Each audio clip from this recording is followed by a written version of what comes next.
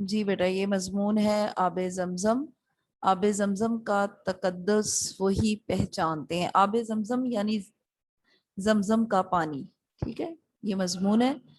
پہلے بھی آپ لوگوں نے کیا ہوا ہے، لیکن ابھی آج میں دوبارہ سے کرواتی ہوں 8 کلاس میں۔ آب زمزم کا تقدس وہی پہچانتے ہیں جن کو کعبے کی حقیقت سے شناسائی ہے، یعنی کہ ہمیں صرف اسی شخص کو اس کی پاکیزگی کا پتہ چل سکتا ہے جو اصل میں جانتا ہے کہ کعبے کی حقیقت کیا ہے، یا مسلمانوں کے لیے وہ کس قدر عظیم اور جو ہے سب سے آگے ہے وہ عبادت کا۔ اس کے بعد ہے مکہ معظمہ کی مسجد الحرام سے صرف 20 میٹر کے فاصلے پر جنوب مشرق کی جانب حجر اسود کی سیدھ میں ایک کنواں واقع ہے جس کو بیر زمزم کہتے ہیں۔ بیر عربی میں کنویں کو کہتے ہیں۔ یہ کنواں کعبہ شریف سے بھی قدیم ہے، یعنی اس سے بھی پرانا ہے، اور اس کی گہرائی کے بارے میں قیاس تھا کہ 140 فٹ ہے، لیکن حالیہ پیمائش پر یہ 207 فٹ گہرا پایا گیا ہے۔ ممکن ہے پانی کی مسلسل نکاسی کی وجہ سے یہ نیچا ہو گیا ہو۔ مسلمانوں کے نزدیک اس کا پانی متبرک ہے۔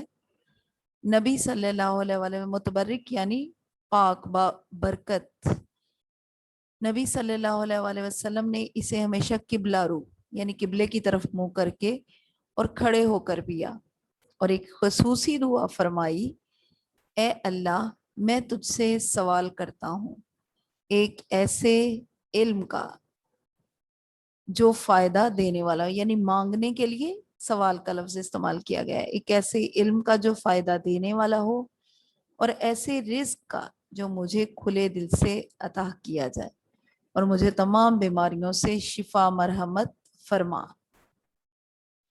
یہ دعا تھی جو خصوصی طور پر آپ آب زمزم پیتے ہوئے فرمایا کرتے تھے۔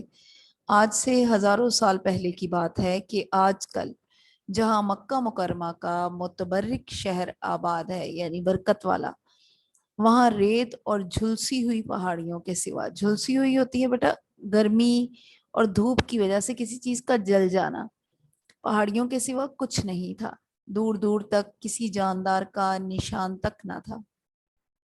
اسی زمانے میں اللہ تعالیٰ نے حضرت ابراہیم علیہ السلام کو حکم دیا کہ وہ اپنی بیوی حضرت حاجرہ علیہ السلام کو ان کے 9 مولود بچے، یعنی بالکل چھوٹا شیر خوار بچہ، حضرت اسماعیل علیہ السلام کے ہمراہ مکے کی بے آب و گیا وادی میں چھوڑ آئے۔ بے آب و گیا وادی یعنی جہاں پہ کوئی چرند پرند نہ ہو، نہ پانی ہو، نہ کوئی گھاس پھوس ہو، کچھ بھی نہیں ہو۔ جب یہ قافلہ اس منزل مقصود پر پہنچا تو اس صابر و شاکر خاتون نے اپنے مجازی خدا سے صرف ایک بات پوچھی، کیا ہمارا یہاں آنا اور رہنا اللہ کے حکم کی تعمیل میں ہے؟ حضرت ابراہیم نے اسبات میں جواب دیا، یعنی آگے سے ہاں میں، تو مطمئن ہو گئی کہ اب ان کے لیے پریشانی کی کوئی بات نہیں، کیونکہ جو ان کو وہاں لایا ہے وہی ان کی خبر گیری بھی کرے گا۔ ماں اپنے ننھے شیر خوار کو لے کر، شیر خوار ٹھیک ہے، یہاں پہ رے کر لیں بیٹا ہے کی جگہ، شیر خوار کو لے کر لیے ایک پہاڑی کی اوٹ میں بیٹھ گئی، یعنی اس کے بالکل پیچھے اس کے سائے میں۔ سورج بلند ہوتا گیا، یعنی سورج جو تھا اس کی تپش جو تھی وہ اپنے عروج پر پہنچ گئی، دھوپ کی تیزی بڑھتی گئی، زمین تپ گئی، پانی کی چھاگل خشک ہونے لگی، چھاگل کہتے ہیں مشکیزے کو جو چمڑے کا بنا ہوتا ہے، وہ خشک ہونے لگی اور ذرا دیر میں سوکھ گئی، یعنی اس میں پانی جتنا بھی تھا وہ خشک ہو گیا۔ ماں بچے کے ہونٹ سوکھے، پھر زبان خشک ہوئی، ماں گھبرائی، ننھا سسکنے لگا، ماں کے ہوش اڑ گئے، اپنی پیاس بھول گئی، بچے کی حالت دیکھ کر تڑپی، ادھر ادھر دیکھا، ریت کے سوا کچھ نظر نہ آیا، اوپر دیکھا آسمان کو دور پایا، نیچے دیکھا زمین کو تنور پایا۔ تنور بیٹا کہتے ہیں جس میں روٹیاں لگائی جاتی ہیں اس کو، ٹھیک ہے نا، ایسی چیز کو کہتے ہیں جس میں آپ نے دیکھا ہوگا تندور وغیرہ، جس کو ہم عام روزمرہ استعمال میں تندور کہتے ہیں، وہ تنور لفظ ہے، ٹھیک ہے؟ تو وہ بہت زیادہ گرم ہوتا ہے، تو زمین کو تنور پایا، بقول میر انیس آئینہ مہر کا تھا مقدر غبار سے، گردوں کو تب چڑھی تھی زمیں کے بخار سے، ٹھیک ہے؟ یہ والا آپ نے، یہ مطلب ہوتا ہے کہ آئینہ مہر کا، یعنی جو سورج کا چہرہ تھا مقدر گرد آلود تھا، غبار سے، گرد و غبار سے، مٹی سے، گردوں، گردوں کہتے ہیں بیٹا آسمان، آسمانوں کو، تپ چڑھی تھی یعنی وہ بھی گرم تھے، زمین کے بخار سے یعنی زمین سے نکلنے والی حرارت، گرمی سے۔ اب بیٹا یہ جو جگہ ہے، اس جگہ پہ آپ یہ والا شعر لکھ سکتے ہو، بیابو گیا وادی میں چھوڑ آئیں، تو اس میں آپ لکھ دو کہ خدا کا قافلہ جو مشتمل تھا 3 جانوں پر، خدا کا قافلہ جو مشتمل تھا 3 جانوں پر، معزز جن کو ہونا تھا زمینوں آسمانوں پر، ٹھیک ہے؟ خدا کا قافلہ جو مشتمل تھا 3 جانوں پر، معزز جن کو ہونا تھا زمینوں آسمانوں پر۔ یہ اب ان حالات میں حضرت ہاجرہ بے ساختہ پکاری، یعنی اچانک سے خود بخود ہی پکار اٹھی، اے خدا پانی پانی، ایک گھونٹ ایک قطرہ، میرے لیے نہیں میرے بچے کے لیے، شیر خوار اسماعیل کے لیے، اے ابراہیم علیہ السلام کے خدا، اس جنگل میں، اس بیابان میں، یعنی ویران ریگستانی علاقہ، اس ریگستان میں آگ کو گلستان بنانے والے، یعنی کہ جب حضرت ابراہیم علیہ السلام کو اس پہ آگ پہ لٹایا گیا تھا تو وہ پھول بن گئے تھے، تو اس لیے یہ والا جملہ استعمال کیا ہے، اس آگ کے دریا میں پانی کا چشمہ بہا، میرے ننھے کو پانی کا ایک قطرہ عطا فرما، اللہ، یہاں پہ آپ اللہ تعالیٰ کر لیں، ٹھیک ہے؟ مجھے اپنی جان کی پرواہ نہیں، پرواہ میں بیٹا ہے لکھنے کی ضرورت نہیں ہے، اس ننھی جان پر کرم فرما، گرمی سے مضطرب تھا زمانہ زمین پر، بن جاتا تھا جو گرتا تھا، بن جاتا تھا جو گرتا تھا دانا زمین پر، آخر کار بچے کی حالت نہایت نازک ہو گئی، یعنی پیاس کی وجہ سے، پیاس کی شدت کی وجہ سے اس کا برا حال ہو گیا۔ حضرت ہاجرہ علیہ السلام پریشانی کے عالم میں کبھی صفا کی پہاڑی پر جا کر دیکھتی اور کبھی مروہ کی پہاڑی پر چڑھ کر نظر دوڑاتی کہ شاید کہیں پانی یا کوئی شخص نظر آ جائے جس سے وہ مدد لے سکے۔ وہ اسی طرح صفا اور مروہ 2 پہاڑیوں کے درمیان دوڑ رہی تھی کہ 6 پھیرے مکمل ہو گئے۔ 7ویں مرتبہ خدا سے دعائیں کرتی ہوئی دوڑی تو انہوں نے ایک آواز سنی، انہوں نے فوراً اسے مخاطب کر کے نیکی کے نام پر مدد کی درخواست کی۔ اب جس سے وہ نیکی کے نام پر مدد کی درخواست کر رہی تھی حضرت جبرائیل علیہ السلام تھے، وہ ظاہر ہوئے، انہوں نے اپنی ایڑی زمین پر ماری تو زمین سے پانی کا چشمہ ابلنے لگا۔ اب یہ ایک روایت ہے بیٹا جس میں ہمیں پتہ چلتا ہے کہ حضرت جبرائیل علیہ السلام نے جب ایڑی زمین پر ماری تو پانی کا چشمہ ابلنے لگا۔ دوسری روایت یہ ہے کہ 7ویں مرتبہ اللہ سے دعا کرتی ہوئی حضرت ہاجرہ دوڑی اور واپس آئیں تو دیکھا کہ بچے نے بےتابی سے جہاں ایڑیاں ماری اور رگڑی تھی وہاں سے پانی کا چشمہ پھوٹ رہا ہے۔ حضرت ہاجرہ علیہ السلام نے گھبراہٹ میں یعنی پریشانی میں پتھر جمع کر کے ارد گرد ایک دائرہ سا بنا لیا تاکہ پانی ضائع نہ ہو اور کچھ دنوں کے لیے ذخیرہ ہو جائے یعنی جمع ہو جائے، اور پانی پر ہاتھ رکھ کے فرمایا زمزم، یعنی ٹھہر جا ٹھہر جا۔ اسی سے چشمے کا نام بھی زمزم اور اس کا پانی آب زمزم کہلایا اور مقدس پانی گردانا گیا، یعنی جانا جاتا ہے۔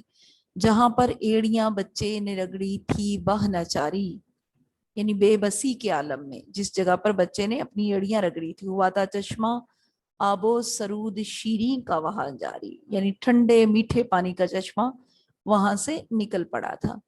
حضرت ہاجرہ علیہ السلام نے اسی چشمے کے پاس اپنی رہائش اختیار کر لی۔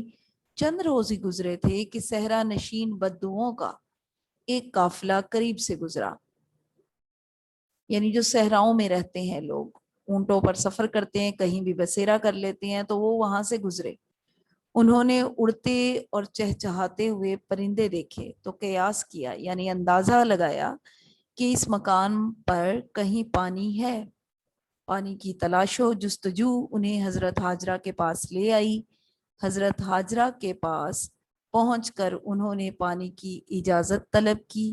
آپ کی اجازت سے ان لوگوں نے خود بھی پانی پیا اور اپنے اونٹوں کو بھی پلایا۔ پانی کی فراوانی دیکھ کر وہ بدو حضرت حاجرہ کی اجازت سے اپنے خیمے نصب کر کے وہیں رہنے لگے۔ یعنی انہوں نے اجازت طلب کی حضرت حاجرہ سے کہ وہ ان کو اجازت دے دیں تاکہ وہ بھی اپنا بسیرا یہیں پر کر سکیں۔ انہوں نے اجازت دے دی تو انہوں نے وہیں پر رہنا شروع کر دیا۔ اب جو ہے اس کے بعد یہ ماجرا ہوا کہ لوگ آتے گئے اور آباد ہوتے گئے اور یوں شہر آباد ہو گیا۔ پہلے پہل خیموں کا شہر تھا، یعنی ٹینٹ جو لگائے ہوتے ہیں اس طرح کا۔ پھر لوگوں نے پتھروں اور مٹی سے مکانات کی تعمیر شروع کی اور دیکھتے ہی دیکھتے ایک عظیم شہر وجود میں آ گیا۔ یہ وہی شہر تھا جو آج مکہ مکرمہ کے نام سے جانا جاتا ہے۔ حضرت حاجرہ نے پانی کی تلاش میں صفا اور مروہ کی پہاڑیوں کے درمیان اضطراری حالت میں 7 چکر لگائے تھے۔ آپ کی وہ ادا یعنی جو انداز تھا، باری تعالیٰ اللہ تعالیٰ کو اس قدر پسند آئی کہ اسے باری تعالیٰ نے حج عمرہ کا لازمی رکن بنا دیا۔ آج تک اہل ایمان بی بی حاجرہ کی طرح صفا مروہ کی پہاڑیوں کے درمیان بے تابی سے دوڑتے ہیں، یعنی بے چینی کے ساتھ، جسے سعی کہا جاتا ہے۔ یعنی یہ حج عمرہ کا رکن کہلاتا ہے سعی۔ آپ صلی اللہ علیہ وآلہ وسلم جب تک مکہ میں رہے آب زمزم بڑے احترام کے ساتھ پیتے رہے، اور جب ہجرت کر کے مدینہ منورہ تشریف لے گئے تو صلح حدیبیہ کے موقع پر منگوا کر پیا اور واپسی میں ساتھ لے کر آئے۔ ان کے بعد حضرت عائشہ صدیقہ اور دوسرے صحابہ کرام بھی سفر حج کے بعد واپسی میں ہمراہ لایا کرتے تھے، اور یہ رواج اسی ذوق و شوق سے آج بھی جاری ہے۔ حج کے دنوں میں اور ان کے بعد حجاج اور زائرین کو پانی پلانا ہر دور میں عزت کا باعث سمجھا جاتا ہے۔ قریش نے پانی پلانے کی خدمت کے لیے السقایا کا شعبہ قائم کیا گیا، کہ سکا جو ہے وہ پانی پلانے والے کو کہا جاتا ہے، جس کی یادگار لفظ سکا اردو میں پانی لانے اور پلانے والوں کے لیے موجود ہے۔ قیام مکہ کے دوران حجاج اپنے پینے کے لیے آب زمزم کا استعمال رغبت اور کثرت یعنی شوق اور زیادہ سے زیادہ اس کا استعمال کرتے ہیں۔ جب وہ اپنے اپنے وطنوں کو لوٹتے ہیں یعنی واپس آتے ہیں تو تبرک کے طور پر آب زمزم کو ساتھ لے جاتے ہیں۔ حضرت عبداللہ بن عباس روایت کرتے ہیں کہ نبی صلی اللہ علیہ وآلہ وسلم نے فرمایا، زمزم کا پانی جس غرض سے بھی پیا جائے اس کے لیے مفید ہوگا۔ اگر شفا کی غرض سے پیا جائے تو اللہ شفا دے گا، اور اگر سیراب ہونے کے لیے پیو گے یعنی اپنا جو پیاس بجھانے کے لیے، تو اللہ تمہیں پناہ دے گا۔ یہاں پر بیٹا آ جائے گا تو اللہ تمہیں سیراب کرے گا، ٹھیک ہے نا۔ اور اگر پناہ کی نیت سے پیو گے تو اللہ تمہیں پناہ دے گا۔ یہ جبریل کا کنواں ہے اور اللہ تعالیٰ کی طرف سے حضرت اسماعیل علیہ السلام کی سیرابی ہے، یعنی ان کی پیاس بجھانے کا سبب ہے۔ تحقیق اور سائنسی تجربات نے ثابت کر دیا ہے کہ زمزم کا پانی صاف ستھرا اور ہر قسم کی ملاوٹ سے پاک اور پینے کے انتہائی قابل اور عالمی معیار کے عین مطابق ہے۔ اس پانی میں وصف ہے یعنی خوبی ہے کہ یہ بھوکے کے لیے کھانا اور بیمار کے لیے شفا ہے، سر درد میں مفید ہے، بینائی کو تیز کرتا ہے، اور یہ نیکوکاروں کا مشروب ہے، یعنی نیک لوگوں کے لیے یہ ایک مشروب کے طور پر ہے۔ زمزم روئے زمین پر 5000 سال سے جاری ہے اور کبھی کمی واقع نہیں ہوئی، اور بیر زمزم اللہ تعالیٰ کا ارض پاک عرب پر ایسا معجزہ ہے جس کی اہل بصیرت یعنی عقل رکھنے والوں کے لیے بہت سی نشانیاں ہیں۔ یہ بیٹا آج کا ہمارا مضمون تھا جس کو ہم نے کیا۔ اس مضمون کو بھی